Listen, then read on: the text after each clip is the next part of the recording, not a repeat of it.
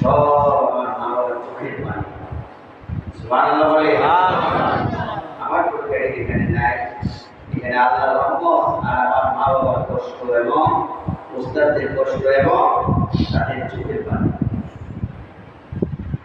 ঠিক সেসব বাবা যখন চলে গেল সবাই কাঁদে, আমি তো কাঁদতে পারি না, চিৎকার করতে পারি না, কারণ আমি কোরআনের ছাত্র।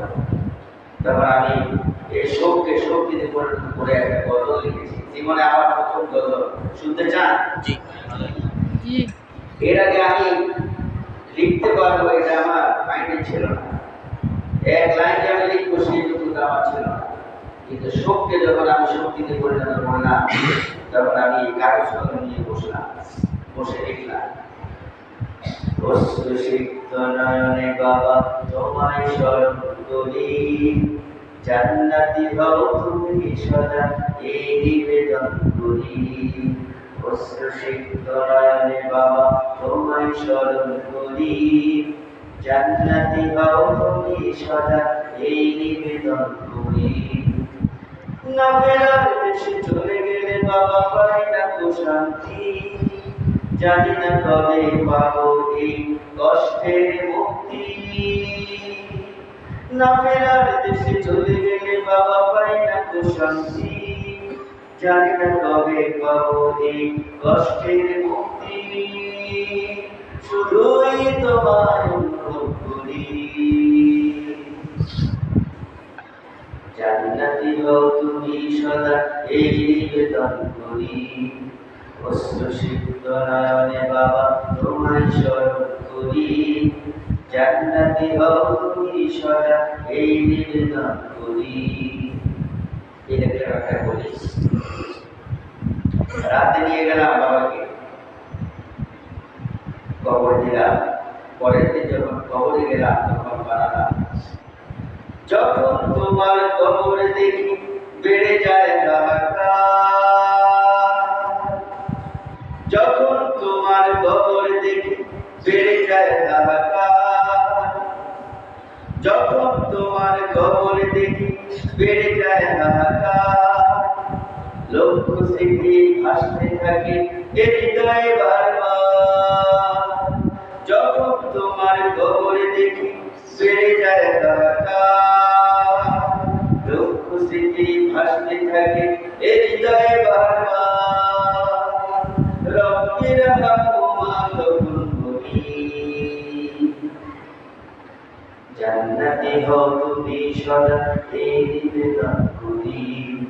অশ্রুসিক্ত নয়নে বাবা তোমায় স্মরণ করি, জান্নাতি হও তুমি সদা এই নিবেদন করি। অশ্রুসিক্ত নয়নে বাবা তোমায় স্মরণ করি, জান্নাতি হও তুমি সদা এই নিবেদন করি। আবার বাবার একটা স্মৃতি মনে আসলো। আমাদের বাড়িতে আমার জেঠা ছিল, তার কোনো সন্তান ছিল না।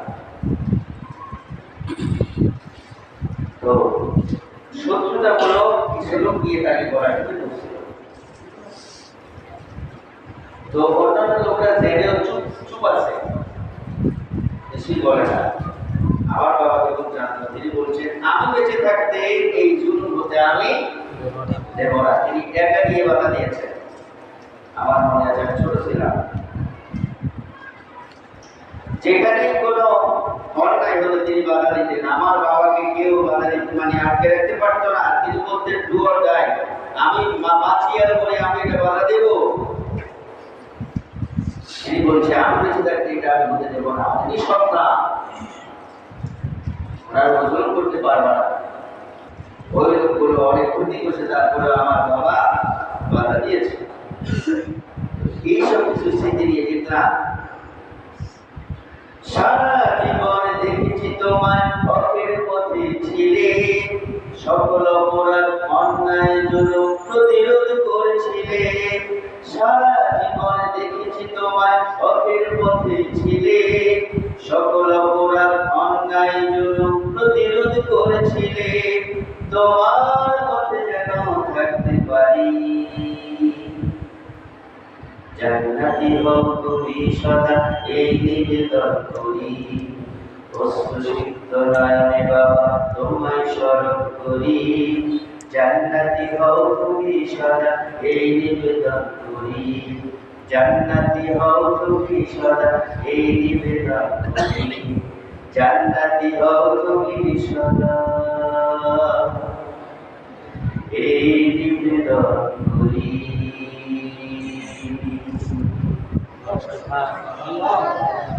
বলি আলহামদুলিল্লাহ।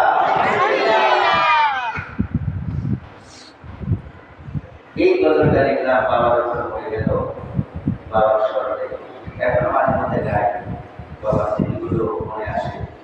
আজকেও তো এই গজলের সব হবে, কারণ আজকে রাত তুমি কবরের পাশে গিয়ে সবার জন্য দোয়া করছে। সুবহানাল্লাহ বলে এখানে বাবার জন্য দোয়া করে বলো না, জান্নাতি হও তুমি এই নিবেদন করি, এর থেকে বড় দোয়া কি আছে?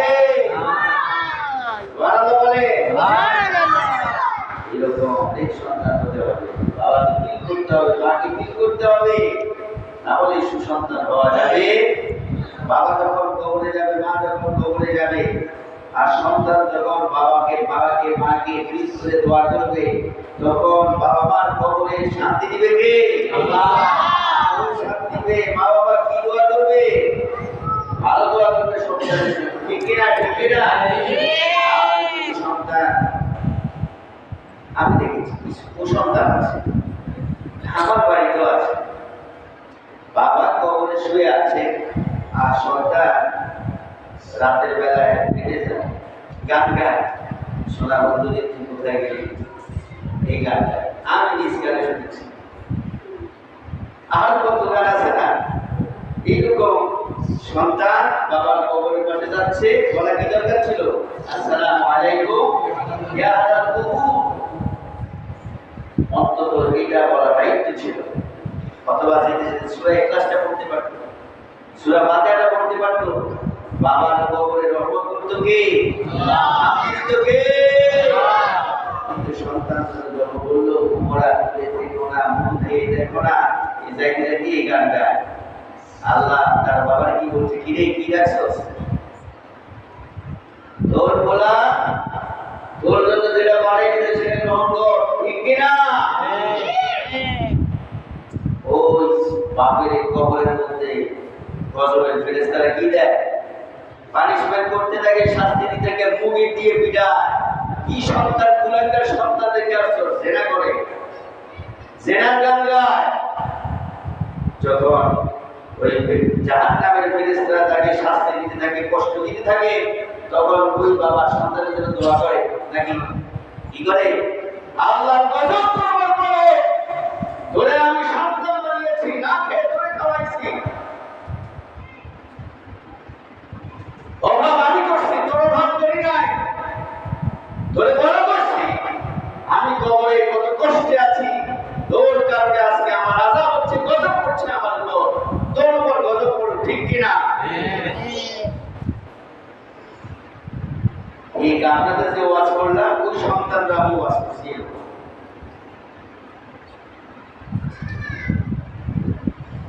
কিন্তু সেই রকম সন্তান ভালো হওয়ার কথা, আমি ওয়াজের পরে সন্তান কি ভালো হয়েছে?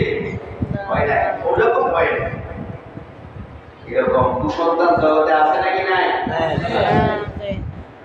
বাতিল অন্ধকার মক্কা শরীফ আছে নাকি নাই? তারপরে এটা মনে করবেন না হুজুরের বাড়ি সব হুজুর না, হুজুর দুই একটাও আছে, ঠিক কিনা? সেখানে মুহাম্মদ সাল্লাল্লাহু আলাইহি সাল্লাম, সেখানে আবু জেহেল আছে নাকি নাই?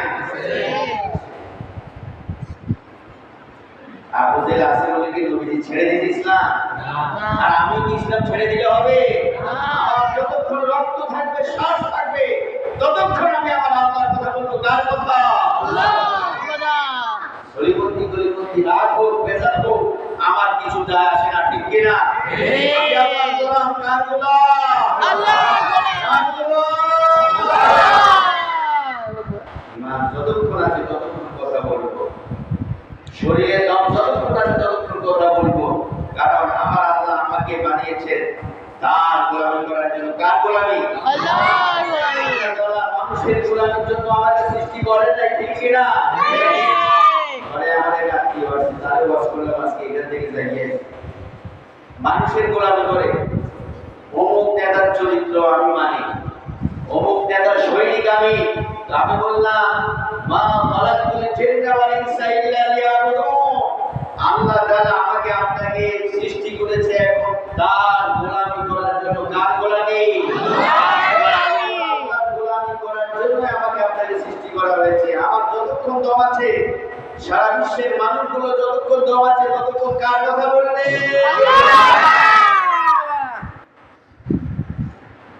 একটা কথা যদি আল্লাহর বাইরে যায় ওই কথায় পাপ হবে। আপনি যতক্ষণ প্রশংসা করবেন কার প্রশংসা? আল্লাহ।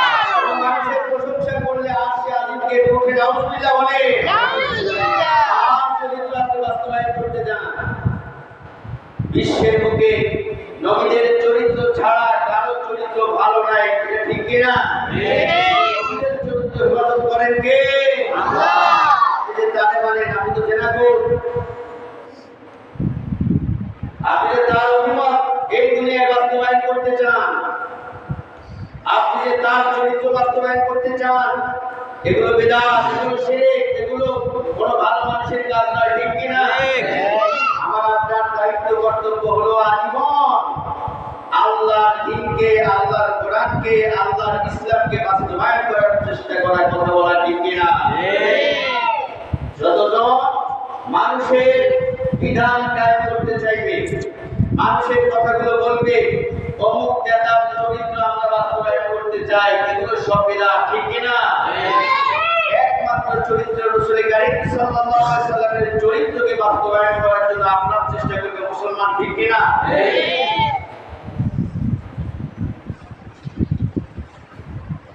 সলিমুদ্দিন কলিমুদ্দিন আজীবন করছে চুরি ডাকাতি, আজীবন করছে জেনা, আজীবন করছে ব্যভিচার, আজীবন খেয়েছে মদ। সেই লোকের চরিত্রের কাহিনী আমাকে শোনাতে আসে, নাউজুবিল্লাহ বলে।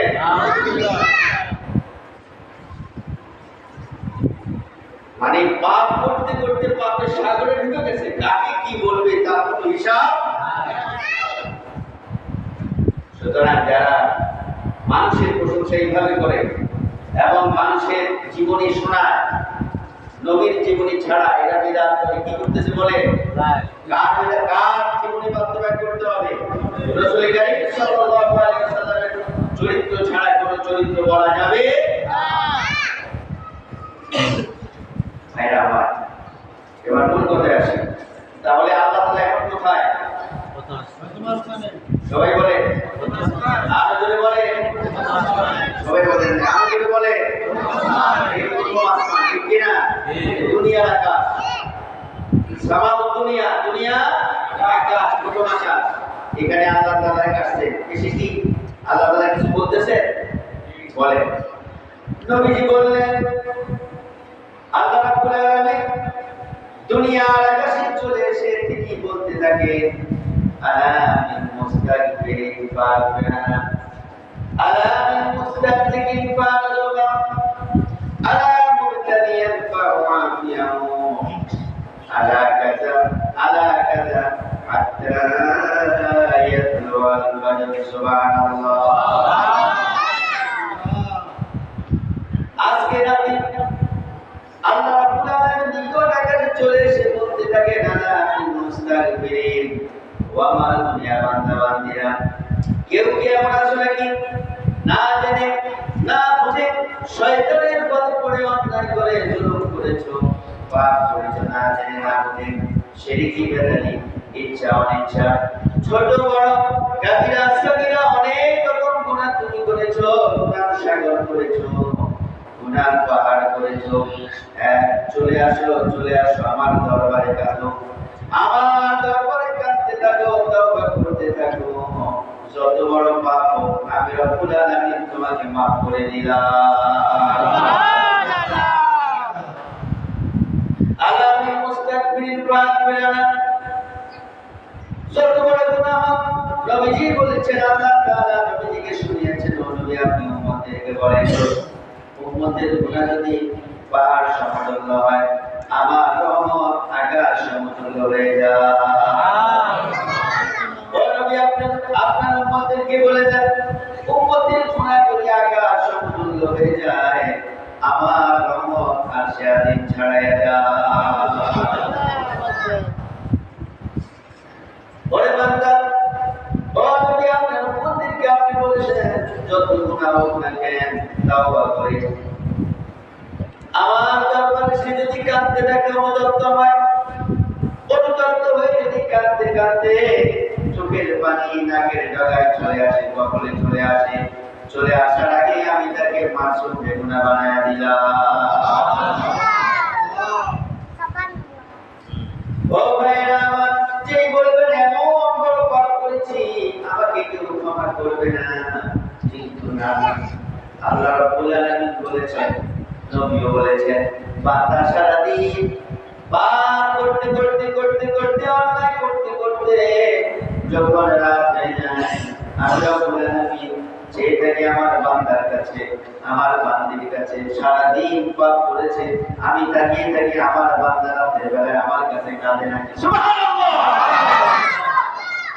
সারা রাত আমি আমার রহমতের দুয়ার খুলে রাখি, আর বান্দা সারা রাত যখন পাপ করলো, বিভিন্ন রকমের পাপ, আল্লাহ রাব্বুল আলামিন দেখে দেখে সারাদিন বসে থাকি, আমার বান্দা বান্দি সারা রাত পাপ করেছে, আমি সারাদিন তাকায় আছি, ওরে বান্দা তুই মাফ চাইলে আমি তোকে মাফ করে দিলাম। সারা রাত পাপ করলে দিনের বেলা আল্লাহ তাআলা তার রহমতের চাদর বিছিয়ে রাখেন সারাদিন, দেখি না বান্দা কখন মাফ চায়, বান্দি কখন মাফ চায়। আমি সারাদিন বসে থাকি মাফ করার জন্য, আর দিনের বেলা সারা রাত, দিনের বেলা সারাদিন সে পাপ করলো, আল্লাহ বলছেন আমি সারা রাত বসে থাকি তোকে মাফ করার জন্য। সুবহানাল্লাহ!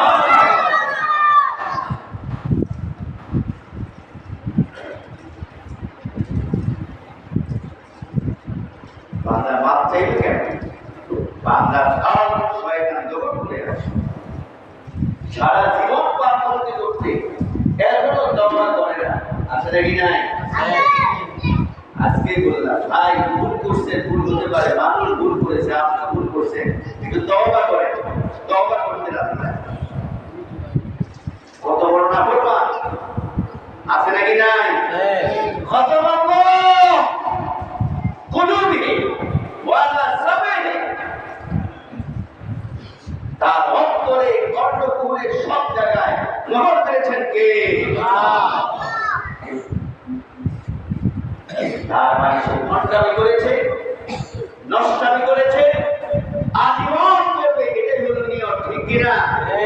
কিন্তু ওমর ফারুক সে নিয়ম করেছিল। হযরত ওমর ফারুক রাদিয়াল্লাহু তাআলা কত খারাপ ছিলেন, আমি আপনাদেরকে জুমার সময় বলেছি, এত খারাপ সেই লোকটা সকালবেলা উঠে মদ দিয়ে মুখ ধুলো করতেন, মদ ছাড়া কিছু খাইত না। তারপরে আরব জাহানের মধ্যে, সৌদি আরবের মধ্যে, মক্কার মধ্যে বিশেষ করে কোন সুন্দরী নারী থাকলে, ওপরের চোখ পড়লে তার আর কোন রক্ষা ছিল না। এত খারাপ লোকটা। যখন নবীজি দোয়া করলো, আল্লাহ তাআলা আবু জাহালাইন ওমরকে আবু জেহেল বলা হতো, অরিজিনাল আবু জেহেল তো আছে, ওমরকে আবু জেহেল বলা হতো। এই আবু জাহালাইন কি আবু জেহেল থেকে আল্লাহ একটা আবু জেহেল ইসলামের দিকে নিয়ে আসে। সুবহানাল্লাহ! দোয়া করেছেন কে? আল্লাহ। কে দোয়া করেছেন? বিশ্ব নবী, নবীদের নবী, নবী সরকার, যার কোনো পাপ নাই, সামনের পাপ মা, সেই নবী দোয়া করলে আল্লাহ তাআলাকে ফিরিয়ে দিতে পারে। সেই নবী দোয়া করলেন ওমরের জন্য, আল্লাহ তাআলা দোয়া কবুল করছে নাকি করে নাই? কিভাবে করছে আমাদের জানা আছে। দেখেন আল্লাহ কি না পারে, অবশ্য আমরা এখন বুঝি আল্লাহ সব পারেন, ঠিক কিনা? কি না পারেন থেকে আলো বুঝি। ওমর ফারুক আজকে মেজাজ খুব গরম, কার মেজাজ গরম বলেন? সবাই বলেন আমার বলেন না, সব বেশি হবে, ঠিক কিনা? লকব দিয়ে কথা বললে সব বেশি না কম? বেশি। অমর ফারুক আছে তরবারি খোলা, খোলা তরবারি নিয়ে চললেন, মেজাজ খুব গরম। খোলা তরবারি যখন ওমরের হাতে, বিপদ ঘটবে নাকি ঘটবে না?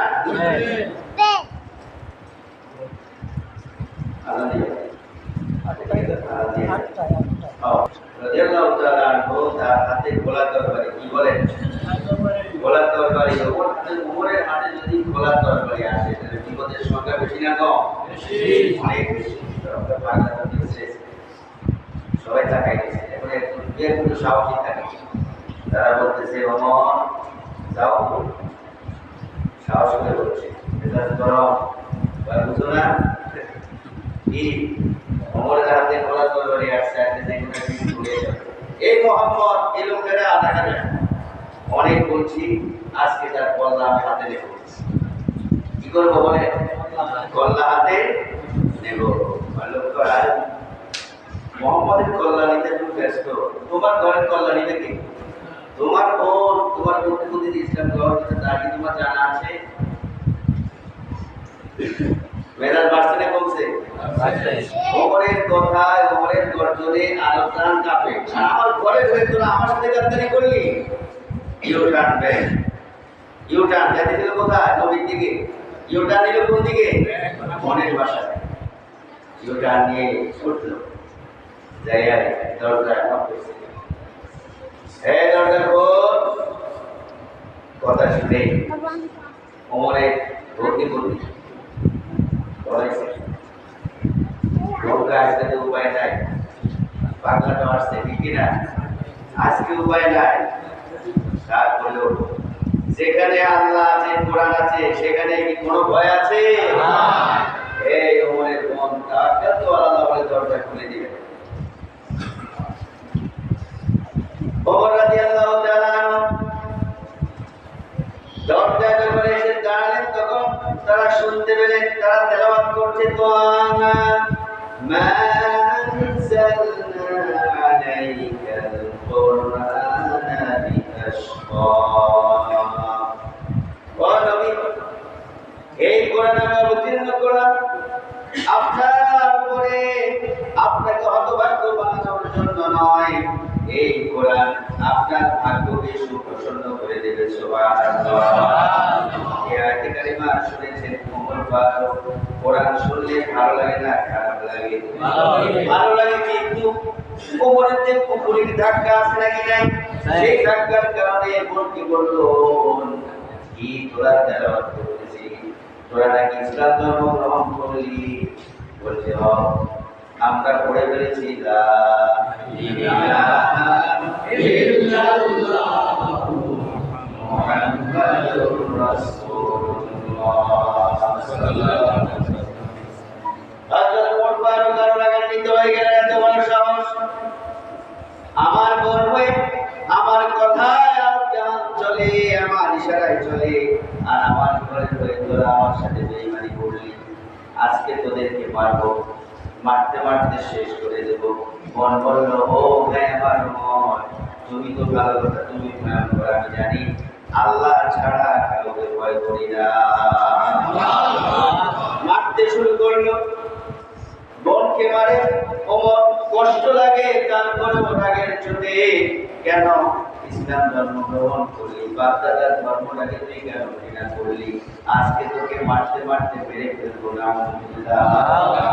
বোন বললো, ভাই আমার, ওমর ফারুক, যতই মারো তুমি আমাকে, মারতে মারতে যদি জীবন বের হয়ে যায়, তারপরে আমরা কোরআন ছাড়বো না, আল্লাহ ছাড়বো না, রসুল ছাড়বো না, ইসলাম ছাড়বো না। সুবহানাল্লাহ। রক্ত বের হচ্ছে। হযরত ওমর ফারুক রাদিয়াল্লাহু তাআলা মনের রক্ত দেখে নিজের রক্ত আর মনের রক্ত কাছাকাছি, ঠিক কিনা? রক্ত দেখে ঠিক মায়া লেগে উঠলো, বলতে এত মারা মারলাম, এত কিছু করলাম, ইসলামের মধ্যে কোন মধু পেলি, কোন মধু পেয়েছিস? আমাকে খুলে বল, কেন তোরা ইসলাম ছাড়বি না?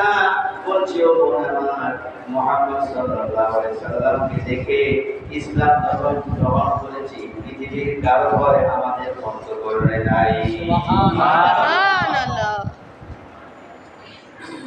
ওমর কেঁদে ফেললেন, চোখের পানি চলে আসলো মনের অন্তরে, মনের অজান্তে চোখের পানি চলে আসলো, ফেলে দিয়ে এখন বলল, বোন আমার কি যেন করতেছি দরজায় এসে আমি শুনলাম, আমার খুব ভালো লাগছে। বোন বলছে, ভাই আমার আপনি মুশরিক আছেন, নাজাত আছেন, আপনি নাজাসা অপবিত্র, যতক্ষণ পর্যন্ত পবিত্র না হবে ততক্ষণ পর্যন্ত জীবন গেলেও কোরআন দেব না।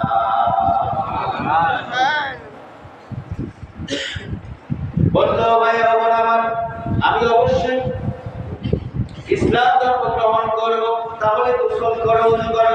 গোসল করে উযু করে কোরআন হাতে দিল। ওমর কিছু করতে জানে না, কিন্তু কালো কালো অক্ষরগুলোর দিকে তাকিয়ে ওমরের চোখ দিয়ে পানি পড়তেছে। সুবহানাল্লাহ। কোরআনের অক্ষরগুলো দেখতে ভালো লাগে নাকি? লাগে নাকি? লাগে না? যদি ঈমান থাকে তাহলে কালো কালো অক্ষর, কিন্তু এর থেকে সুন্দর পৃথিবীতে আর কিছু নাই, ঠিক কিনা? আমার ভাইরা, হযরত ওমর ফারুক কাঁদতে লাগলেন, কেঁদে কেঁদে বললেন, বোন আমার, ও নবী আমার, তোমরা আমাকে নবীর দরবারে নিয়ে যাও। ছোটলেন সামনে, ওমর পিছে পিছে চলতেছে, এদিকে নবী করিম সাল্লাল্লাহু আলাইহি ওয়াসাল্লাম আবু বকর অন্যান্য সাহাবীদেরকে নিয়ে দারুল আরকাম, যেখানে নবীজি জন্মগ্রহণ করলেন, এখন লাইব্রেরি করা হলো, ওই মক্কার বাসী নবীজি তাদেরকে ইসলাম শেখাচ্ছেন, কোরআন শেখাচ্ছেন। সুবহানাল্লাহ। সেখানে হাফসা রাদিয়াল্লাহু তাআলা ছিলেন, কোরআন শেখাচ্ছেন তাদেরকে, কোরআন শেখাচ্ছেন। ওই মুহূর্তে দেখা যায় ওমর আসতেছে, ওমরের বন্ধু আসতেছে, আবু সাঈদ রাদিয়াল্লাহু তাআলা আনহু আসতেছে। সুবহানাল্লাহ। ছুটছেন, দূর থেকে দেখে আবু বকর কাঁদতে লাগলেন, ও রাসূল, ওমর আসতেছে, তার হাতে খোলা তরবারি। ওমরের হাতে খোলা তরবারি থাকলে তো বিপদের সম্ভাবনা বেশি, ঠিক কিনা? ওমর ফারুক ছুটছেন, আবু বকর কাঁদতেছেন, হামজা রাদিয়াল্লাহু তাআলা দাঁড়িয়ে গেলেন। আমার জীবন থাকতে আমার ভাতিজার উপরে কেউ আক্রমণ করতে পারবে না। নবীজি বলেন, হামজা চাচা আপনি বসেন, আমি এই ওমর ফারুকের জন্য দোয়া করেছি, আমার মনে হয় আল্লাহ তাআলা আমার দোয়া কবুল করেছে। আসতে দাও। তারপরে হামজা রাদিয়াল্লাহু তাআলা তিনি বসতেছেন না, তিনি মনে হয় যেন ওমরকে খেয়ে ফেললেন, এমন ভাবে এসেছে, অনেক কষ্টে নবীজি তাকে বসালেন। কাছে এসে হযরত ওমর ফারুক যেই তরবারি বিশ্বনবী হযরত মুহাম্মদ সাল্লাল্লাহু আলাইহি সাল্লামকে হত্যা করার জন্য তরবারি আনলো, সেই তরবারি নবীর কদমে রেখে দিয়ে বলল, ও নবী, আমি অন্যায় করেছি, অনেক অন্যায় করলাম, আমাকে মাফ করে দেন, আমাকে পড়াইয়া দেন। লা ইলাহা ইল্লাল্লাহু মুহাম্মাদুর রাসূলুল্লাহ সাল্লাল্লাহু আলাইহি ওয়াসাল্লাম। এই কথা বললেন, তারা কেমন বলতে সাহাবীরা বললেন, মনে হয় আমাদের মধ্যে নতুন ঈদ শুরু হয়ে গেল। সুবহানাল্লাহ। এবং সবাই বলল, এই যে ওমর ফারুক রাদিয়াল্লাহু তাআলা যখন ইসলাম ধর্ম গ্রহণ করেছেন, আমাদের জন্য ইসলামের জন্য বিজয় শুরু হয়ে গেল। সুবহানাল্লাহ। হযরত ওমর ফারুক ইসলাম ধর্ম গ্রহণ করার পর নবীজি কি বলেন, ও নবী, আল ইসলামের হক, ও নবী আপনি বলে দেন আপনি তো সত্য, আপনার থেকে সত্য কথা কেউ বলে না, আপনি বলেন ইসলাম কি সত্য কিনা? অবশ্যই সত্য। তাহলে আজকে আমি আল্লাহর নামে এখানে মিছিল করব। সুবহানাল্লাহ। দুর্ঘটনা ঘটতে পারে না, না, ও ওমর একটু ঠান্ডা হও। ওমর বললেন, ও নবী, যদি মিছিল না করতে পারি তাহলে আমি বাড়িতে যাব না। সুবহানাল্লাহ। নবীজি মুহাম্মদ বলে বলছেন, অনুমতি দিল বিপদ, না দিল বিপদ। তারপর তিনি কাকতালীয় আল্লাহ বলে অনুমতি দিলেন। 11 জন হলো 3 সারি হয়ে সেদিন যারা সে দারুল আরকাম থেকে বাইতুল্লাহ পর্যন্ত আল্লাহু আকবার, আল্লাহু আকবার, আল্লাহু আকবার, আল্লাহু আকবার বলে তাকবীর দিতে দিতে সেখানে গেলে আর চারদিকে সবাই ছুটে আসবে। আবু জেহেল ছুটে আসবে, আবু জেহেল, আবু লাহাব, উতবা, সাইবা তারা ছুটে আসবে। কার এত বড় সাহস আমাদের বাপ-দাদার ধর্মের বিরুদ্ধে কথা বলে, আল্লাহু আকবার বলে তারা প্রস্তুতি নিয়ে আসলো। কিন্তু এসে দেখে সর্বনাশ, ছোট্ট একটা মিছিল, কিন্তু সামনে তো আজরাইল মার্কা, ওমর মার্কা। ঠিক কিনা? আজরাইল মার্কা, আজরাইলের মতো ভয় করলো ওমরকে তারা। আবু জেহেল এসে এক নজর দেখে ইউটার্ন, বলেন কি ইউটার্ন, পিছনে ব্যাক, কোনো কথা নাই, ছুটছে সেখানে চলে যাচ্ছে, তার কোনো কথা নেই, কোনো সে নাই। কবুল করছেন কে? আল্লাহ। কবুল করছেন কে? আল্লাহ। সেই ওমর ফারুক রাদিয়াল্লাহু তাআলা আনহু ইসলামের পূর্বে খারাপ ছিলেন, ইসলামে আসার পর নবীজি বলেছেন, আমার পরে যদি কেউ নবী হতো তাহলে অবশ্যই ওমর নবী হয়ে যেত। সুবহানাল্লাহ বলে। সুতরাং যারা খারাপ হয়েছে, খারাপ আছে, তারা যদি তওবা করে আল্লাহ তাআলা তাদেরকে মাফ করবে নাকি করবে না? করবে। আজকে রাত সেই সুবর্ণ সুযোগ, ঠিক কি না? আজকে রাতে কুমু লাইলাহা ওয়া সুমু নাহারাহা, আজকে রাতে যদি সারা রাত ইবাদতের মধ্যে কাটাতে পারে, কিয়ামুল লাইল করতে পারে, নামাজের মধ্যে কাটাতে পারে এবং দিনে সিয়াম পালন করতে পারে, তাহলে মাফ করবেন কে? আল্লাহ। মাসুম বেগুনাহ বানাবেন কে? আল্লাহ তাআলা মাসুম বেগুনাহ বানায়া দিবেন। এই জন্য শুধু ওয়াজ শুনে ঘুমালে হবে না, আজকে নিয়ত করতে হবে সবার যে আমরা সারা রাত ইবাদত করব। এখন শুধু আজকে রাত করলে হবে? বলে আজকে যারা যারা করবে এর ধারাবাহিকতা অন্যান্য রাতেও রাখতে হবে। পুরা রাত না হলেও কিছু রাত হলেও নফল নামাজ পড়ার সংকল্প রাখতে হবে। কবুল করবেন কে? আল্লাহ। কবুল করবেন কে? আল্লাহ। এই জন্য আমরা আজকে মাসুম বেগুনাহ হব, ইবাদত প্রতিদিন করব এবং মাহে রমজান আসা পর্যন্ত চালু রাখার চেষ্টা করব এবং সেই আলোকে আমরা কি করব? রুটিন, রমজানের রুটিনটা তৈরি করার চেষ্টা করব। রাজি আছেন তো সবাই? ইনশাআল্লাহ। মা পাবে না কয়েক শ্রেণী, বিশেষ করে 4 শ্রেণী, স্পষ্ট হাদিসের ভাষ্য। 1 নম্বর হলো সেই যারা করেছে, 2 নম্বর হলো যারা মাশায়েখ হিংসা বিদ্বেষ করে, যারা মদদি এবং যারা পরের হক নষ্ট করছে, এই 4 শ্রেণীর মানুষ মা পাবে না। তবে একটা শর্ত, সেটা হলো তাওবাতুন নাসুহা, যদি করতে পারে, কাঁদতে পারে এই অনুভূতি নিয়ে যে আল্লাহ জীবন চলে গেলেও আর কোনো সেই করব না, জীবন চলে গেলেও আর কোনো হিংসা বিদ্বেষ করব না, জীবন চলে গেলেও কোনো মদ পান করব না, জীবন চলে গেলেও আর কোনো কারো হক নষ্ট করব না।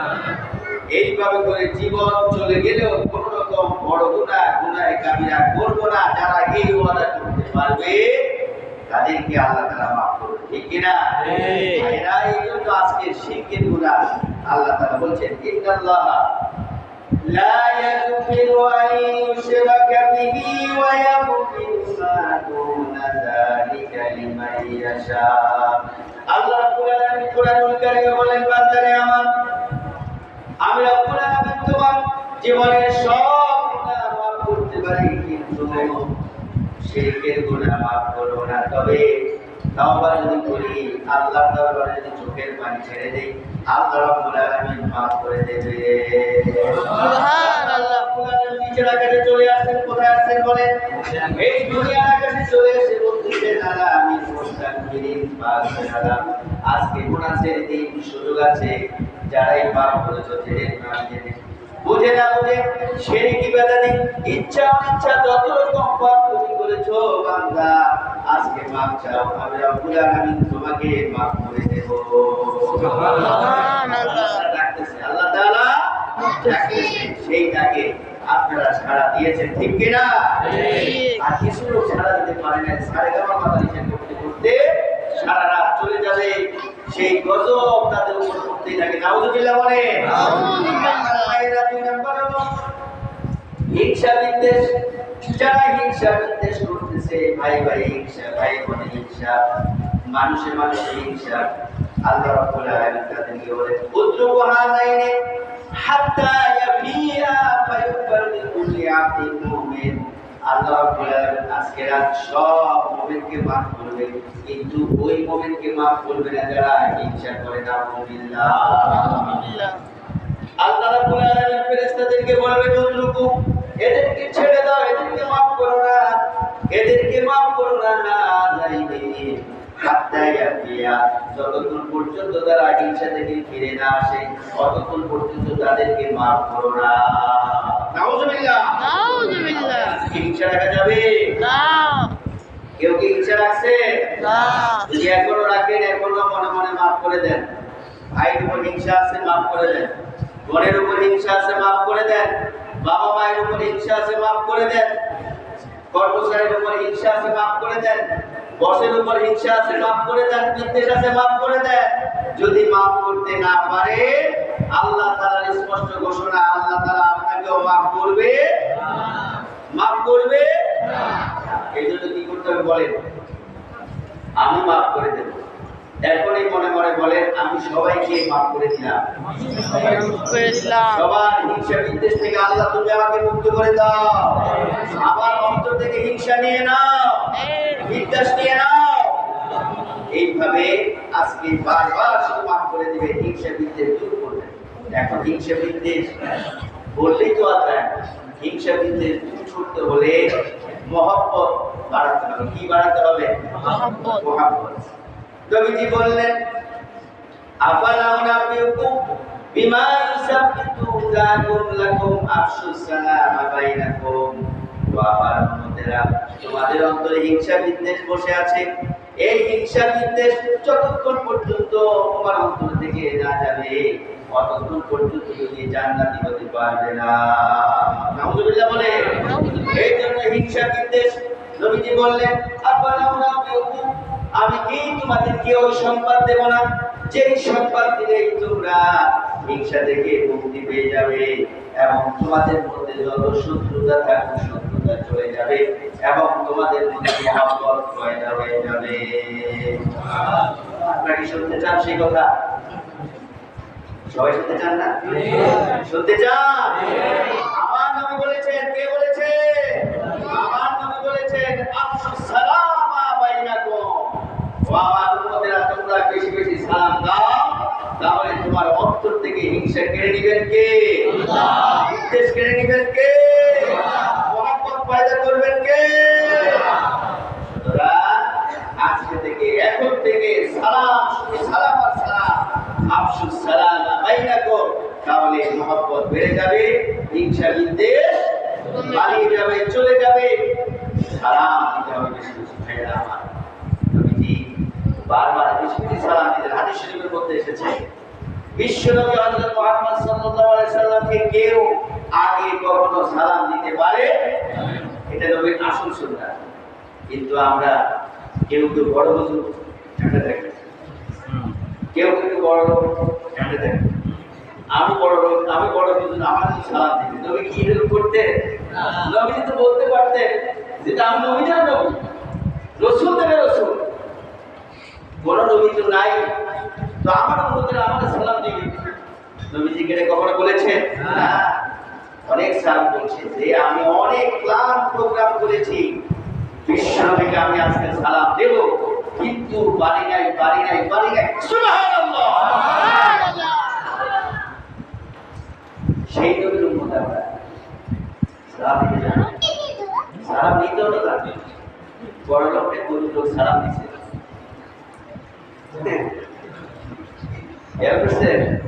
সালাম দিলে কত সুন্দর করে গরিব মানুষ, মানে একটা কিছু আইয়ে বেড়ো মানে যেটা বলে না, সালাম দেওয়া সুন্নাত আর লওয়া কি ওয়াজিব। ওই লোক আপনাকে বলো আসসালামু আলাইকুম, আপনি এর বলে কাজ হবে না, তো আপনি বলতে হবে ওয়া আলাইকুম আসসালাম ওয়া রাহমাতুল্লাহ। এক ডিগ্রি বাড়াই দিতে হবে। কি করতে হবে বলে এক ডিগ্রি বাড়াইতে হবে। আসসালামু আলাইকুম, আপনি ওয়ালাইকুম সালাম বললে হবে না, কি বলতে হবে? ওয়ালাইকুম আসসালাম ওয়া রাহমাতুল্লাহ। আর যিনি আপনাকে দিলেন আসসালামু আলাইকুম ওয়া রাহমাতুল্লাহ, আপনার আরেক ডিগ্রি বাড়াইতে হবে। ওয়ালাইকুম আসসালাম ওয়া রাহমাতুল্লাহি ওয়া বারাকাতুহু। এইভাবে ডিগ্রি বাড়াতে হবে, তা না হলে অন্তরে হিংসা যাবে না, মহব্বত তৈরি হবে না। আফসুস সালাম বাইনাকুম, বেশি বেশি সালাম দিতে হবে। তখনই অন্তর থেকে হিংসা বিদ্বেষ কেড়ে নেবেন কে? আল্লাহ। মহব্বত পয়দা করবেন কে? আল্লাহ। এটা আমার নবীজি তিনি মারলা আলা গেলমান, মারা মানে কি? যাওয়া। গেলমান বাচ্চা, ছোট ছোট বাচ্চা, এদের পাশ দিয়ে বাচ্চারা খেলাধুলা করছে, নবীজি এদের পাশ দিয়ে যাচ্ছে। তো নবীজি যেতে আনাস বিন মালিক তিনি বললেন, যিনি নবীজির 10 বছর খেদমত করেছেন। কয় বছর? 10 বছর খাদেম ছিল আনাস বিন মালিক রাদিয়াল্লাহু আনহু। সুবহানাল্লাহ বলে। তিনি বললেন, আমি অবাক হয়ে গেলাম, নবীজি এই ছোট্ট ছোট্ট বাচ্চাদেরকে সুন্দর করে সালাম দিলেন, আসসালামু আলাইকুম ওয়া রাহমাতুল্লাহি ওয়া বারাকাতুহু। সুবহানাল্লাহ বলবেন না? এইভাবে নবীজি সালাম দিতেন। এমনকি হাদিসের মধ্যে আসছে, বাবু সালামের মধ্যে নবীজি বলেছে, এখানে দেখা হয়েছে কোন মুসলমান সালাম দিয়েছেন, আবার একটা পিলারের আড়াল হয়ে পিলার এই পাশে সালাম দিয়েছে, ওই পিলারের ওই পাশে গিয়েছে, আবার তাকে সালাম দিতে হবে। সুবহানাল্লাহ বলে। অনেকে তো হুজুর শান্তি নেয়, ঘরে যাইতে ভয় লাগে, এই হোম মিনিস্টার গরম, সবসময় শুধু মাইন্ড করেছে। আছে না এরকম? আছে নাকি না? আছে। কারণ টিভি মোবারক আছে তো, টিভি শরীফ আছে তো, ওগুলো দেখে দেখে হিট হয়ে থাকে, ওগুলো দেখে হিট হয়ে থাকে। তা কি করতাম? বললাম একটা সাধারণ ব্যাপার, কিচ্ছু না, শুধু যাই সালাম দিচ্ছি, আসসালামু আলাইকুম ওয়া রাহমাতুল্লাহ। সালাম মানে কি? শান্তি শান্তি শান্তি। টিভি মোবারক যে অশান্তি করছে, গরম করছে, হট করছে, এটা ঠান্ডা করবে কে? সালাম। কে ঠান্ডা করবে? অনেকে আমাকে বলছে, হুজুর মাশাআল্লাহ সালামে যে এত বরকত, আর কিছু দেখি অন্যদের গেলে ঠুসঠাস আওয়াজ, এটা সেটা আরো মুখের দিকে তাকানো যায় না। আজকে যত সালাম দিলাম মধ্যে দিয়ে দিবি, এরপরে সুন্দর সুন্দর কথা। সুবহানাল্লাহ। এই সালাম পৃথিবীতে তৈরি হতে পারে না, পৃথিবীর কেউ দিতে পারে না, বড় ডাক্তার কবিরা দিতে পারবে না। এটা আসে আজিব থেকে সালাম আসে। সুবহানাল্লাহ। এই সাকিনা আল্লাহ, এই সাকিনা কার? এই শান্তি কার? আল্লাহ তাআলা বলছে, এই জন্য নবী বলছেন, আফসুস সালাম, আসে আজিবের সালাম দিয়ে দাও, তাহলে সব কিছু ঠান্ডা করবেন কে? আল্লাহ। মেয়েরা বড়রা ছোটদেরকে সালাম দিতে পারবে। আমি দেখেছি আমাদের বাড়িতে দক্ষিণ বাড়ি বলতাম, সেটা দক্ষিণ বাড়ি, এক লোক ছেলে রাস্তা পা দিয়েছে। তো আমি ছোটবেলাতে স্কুলে পড়েছি, যখন স্কুলে যেতাম দূর থেকে আমাদেরকে সালাম দিতেন। সুবহানাল্লাহ। আমি এখন মনে আছে, দোয়া চলে আসে দেখলে আসসালামু আলাইকুম ওয়া রাহমাতুল্লাহি ওয়া বারাকাতুহু, এরকম লম্বা করে সালাম দিতেন। এই ওনার কাছ থেকে সালাম শিখেছি ছোটবেলায়। তাহলে ওনার মর্যাদা বাড়ছে না কমছে? আমি যখন আমার বাবার জন্য দোয়া করি, তখন আমি ওই সেই জায়গার জন্য দোয়া করি। আমি গুনাহগার বান্দা, কিন্তু আমি যখন দোয়া করি তখন দোয়া আল্লাহ কবুল করে না ছেড়ে দেয়? কবুল করে, এতে কোনো অসুবিধা নেই। সুতরাং আমি যে দোয়া করি, আমার বাবার সাথে দোয়া করতে তখন তাকে আমি দোয়া করি। সুতরাং আমরা মুরব্বী যারা আছি, ছোটদেরকে দেখলে সালাম শিখাতে হবে। রাস্তার লোক এই ছেলেটা যদি গুণটা হয়, বদমাইশ হয়, তাহলে সমাজের নষ্ট হবে নাকি হবে না? সমাজের নষ্ট করবে। একজন যদি সালাম না দিতে আজকে গুণটা বেশি হয়, অশান্ত ছেলে তৈরি হয়, হয় নাকি হয় না? মুরব্বীরা আমরা যদি সালাম দিতাম, তাহলে এই ছেলেগুলো নষ্ট হতো না। আমরা মুরব্বীরা সালাম দেই না, আমরা নিরিবিলি হেঁটে মসজিদে চলে আসি না। আপনি যখন আসবেন, ছোট বাচ্চা খেলাধুলা করতেছেন, আপনি যতটুকু সম্ভব তাদেরকে সালাম দিবেন। তখন তারা নম্র ভদ্র হবে, আপনাকে দেখা মাত্র সেই ভদ্র হয়ে যাবে, ঠিক কিনা? তাহলে এই আজকে হিংসা বিদ্বেষ দূর করা একমাত্র ঔষধ হলো সালাম, ঠিক কিনা? বেশি বেশি সালাম দিবেন। আজকে রাত যাকেই দেখবেন তাকে সালাম দিবেন এবং এটা রুটিন করে নেবেন। যাকেই দেখবেন, নবীজি বলছেন, নবীজিকে প্রশ্ন করা হলো, ইয়া রাসূলুল্লাহ আইয়ুল ইসলামে খায়র? ক্বালা তুতি'মুত তা'আম ওয়া তাকরাউস সালাম মান আরাফতা ওয়া মান লাম তা'রিফ।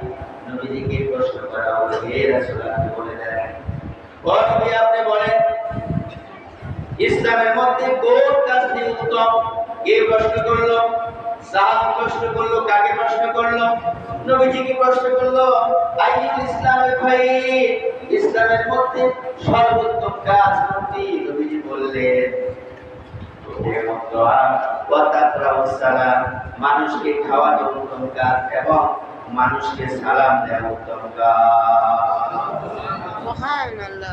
নবীজি আর বললেন আলামান আরাফতা ওয়া মান লাম তা'রিফ। নবীজি বললেন, ও আমার উম্মতেরা, তুমি সালাম দিবে যাকে চেনো এবং যাকে চেনো না সবাইকে সালাম দাও। সুবহানাল্লাহ। যাকে চিনবেন না তাকেও সালাম দেওয়া এটা নবীজির আদেশ। আলামান আরাফতা ওয়া মান লাম তা'রিফ। যাকে আপনি চিনবেন তাকেও দিবেন, যাকে চিনবেন না তাকেও সালাম দিলে হিংসা বিদ্বেষ মেনে নেবেন কে? আল্লাহ সুবহানাহু ওয়া তাআলা। এই এবং আজকে রাত বেশি বেশি জিকির করবেন। কি করবেন বলেন? আজকে রাত বেশি বেশি, যত বেশি জিকির করবেন তত বেশি আল্লাহর রহমত নাজিল করবেন সবাই, ঠিক কিনা? ঠিক কিনা? এইজন্য ভাইরা আমার, আমরা যারা এখনো এলোমেলো ভাবে ঘুরছে, পারলে তাদেরকে একটু বলবেন যে ভাই রে, এলোমেলো তো জীবনে অনেক কিছু করছিস, জীবনে তো কত কিছু করলি, আজকে আল্লাহ তাআলা চলে আসছেন আকাশে, এসে বলতেছেন আলা আমি মুস্তাগফিরিন ফাগফিরলা, আলা মুস্তাগফিরিন ফারজুকা, আলা মুবতালিন ফাহুয়া আলা কাযা হাত্তা ইয়াতুল ফাজর। আল্লাহ রাব্বুল আলামিন গুনাহগার থেকে বলেন, গুনাহ করেছো যত, পাপ করেছো যত, মাফ করে দেব। শুধু তাই বলে না, আলা মুস্তাগফিরিন ফারজুকা। আল্লাহ তাআলা বলেন, কে রিজিক চাও, সম্মান চাও, ইজ্জত চাও, ধন চাও, দৌলত চাও, টাকা পয়সা চাও, যা চাও আজকে রাত চাও, আমি রব্বুল আলামিন তোমাদেরকে সব বাড়ায়া দেব। আলামিন মুস্তাজিকিন ফারজুকা, যত রকমের রিজিক আছে আমি আল্লাহ তাআলা তোমাদেরকে দিয়ে দেব। শুধু তাই নয়, আলা মুবতালিয়ান ফাহুয়া ইয়াহু আলা কাযা হাত্তা ইয়াতুল ফাজর।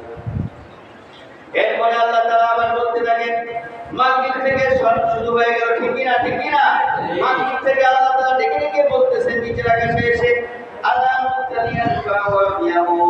কেউ কি মুসিবতে পড়ছো নাকি, বিপদে পড়ছো নাকি, সন্তান নিয়ে বিপদে আছো নাকি, স্ত্রী নিয়ে বিপদে আছো নাকি, পরিবার নিয়ে বিপদে আছো নাকি, সমাজ নিয়ে বিপদে আছো নাকি, রাষ্ট্র নিয়ে বিপদে আছো নাকি, বিশ্ব নিয়ে বিপদে আছো নাকি, ও আমার বান্দা বান্দি, আজকে রাত এই লাইলাতুল বারাত, আজকে মুক্তির রাত আমার কাছে চাও, আমি রব্বুল আলামিন তোমাকে মুক্ত করে দেব। সুবহানাল্লাহ। আলা মুবতালিয়া বাহুয়া ফিয়া, ছোট বড় মুসিবত সারা বিশ্ব না পারলে পারবেন কে? সারা বিশ্ব না পারলে পারবেন কে? বিশ্বাস আছে তো? যদি বিশ্বাস থাকে তাহলে কবুল হয়ে গেছে। সুবহানাল্লাহ বলে। বিশ্বাস হয় না, আমরা দোয়া করব তাদের। আল্লাহ নবী কি জীবনের একটা মিথ্যা কথা বলেছেন? সবাই বলে একটা মিথ্যা কথা তিনি জিন্দেগিতে বলে আমার কথা নয়। আল্লাহ রাব্বুল আলামিন তার নবীর ব্যাপারে বললেন, ওয়ালাউ তাকাওয়ালা আলাইনা বা'দাল আকাবিল লাআখাযনা মিনহু বিল ইয়ামিনি সুম্মা লাকাত'না মিনাল ওয়াতির। আল্লাহ রাব্বুল আলামিন বলেন, দুনিয়ার মানুষ জেনে নাও, আমার নবী, নবীদের নবী, নবী সম্রাট হযরত মুহাম্মদ সাল্লাল্লাহু আলাইহি ওয়াসাল্লাম, তিনি জীবনে একটা মিথ্যা কথা বলেন নাই, মন থেকে কথা বলেন নাই, খামখেয়ালি কথা বলেন নাই, তিনি সেই কথাগুলো বলেছেন আমি রব্বুল আলামিন তাকে যা শিখিয়েছি, আমি তার উস্তাদ হয়ে জিবরাইলের মাধ্যমে যা শিখিয়েছি তিনি তাই বলেছেন। সুবহানাল্লাহ। শুধু তাই নয়, আমার নবী মুহাম্মদুর রাসূলুল্লাহ সাল্লাল্লাহু আলাইহি ওয়াসাল্লাম যদি নিজের মন থেকে একটি কথা বলতেন, কে নবীজি যদি মন থেকে একটি কথা বলতেন, খামখেয়ালি একটা কথা বলতেন, আল্লাহ তাআলা বললেন আমি মুহাম্মদ সাল্লাল্লাহু আলাইহি সাল্লামের জিহ্বা ডান হাতে চেপে ধরতাম, ডান হাত চেপে ধরতাম, আর আমি আল্লাহ নিজে মুহাম্মদ সাল্লাল্লাহু আলাইহি সাল্লামের জিহ্বা টেনে এবং তার জিহ্বা টেনে আমি আল্লাহ কেটে ছেড়ে ফেলে দিতাম। সুবহানাল্লাহ বলে সুবহানাল্লাহ। এই কণ্ঠ নারী জিহ্বা সহ আমি আল্লাহ কেটে ছেড়ে ফেলে দিতাম। মুহাম্মদ সাল্লাল্লাহু আলাইহি সাল্লাম যদি একটা মিথ্যা কথা বলতেন অথবা মন থেকে একটা কথা বলতেন, অন্য জায়গায় আল্লাহ তাআলা বলেছেন ওয়া ইয়ানতিকু আনিল হাওয়া ইন হুয়া ইল্লা ওয়াহয়ুন ইউহা। ও জগৎবাসী, আমি আল্লাহ নিজে বললাম আমার নবী মুহাম্মদুর রাসূলুল্লাহ একটা নোট মানে কি সাউন্ড করে আওয়াজ করতেন না, একটা সাউন্ড করতেন না আমার নবী ছাড়া। কবি কত সুন্দর করে বললেন মুহাম্মদ হারগিজ না গুপ্তা না গুপ্তা জিবরাইল, জিবরাইল হারগিজ না গুপ্তা না গুপ্তা রব্বে জালিল। মুহাম্মদ যতক্ষণ কথা বলতেন না জিবরাইল ততক্ষণ কথা বলতেন না রব্বে জালিল। তাহলে নবীজি যা বলেছেন কোরআন, নবীজিকে আল্লাহ তাআলা শিখিয়েছেন। নবীজি টিচার কে, শিক্ষক কে? আল্লাহ সুবহানাহু ওয়া তাআলা কুল কায়নাতের মালিক, তিনি হলেন নবীজির শিক্ষক। সুবহানাল্লাহ বলে এই নবীর শিক্ষক আল্লাহ তাআলা। নবীজি জিবরাইল কথা না বলে নবীজি কোনো সাউন্ড করতেন না, আর জিবরাইল কোনো সাউন্ড করতেন না যতক্ষণ পর্যন্ত আল্লাহ তাআলা সাউন্ড না করতেন। সুবহানাল্লাহ। আবার ভাইয়েরা, সেই কোরআনের মাস আমাদের মধ্যে আসতেছে নাকি, ঠিক কিনা? আসতেছে। সুতরাং এখন থেকে কোরআনের মহব্বতকারী হয়ে যেতে হবে, যে কোরআনের কারণে রমজান মাস এত গুরুত্বপূর্ণ।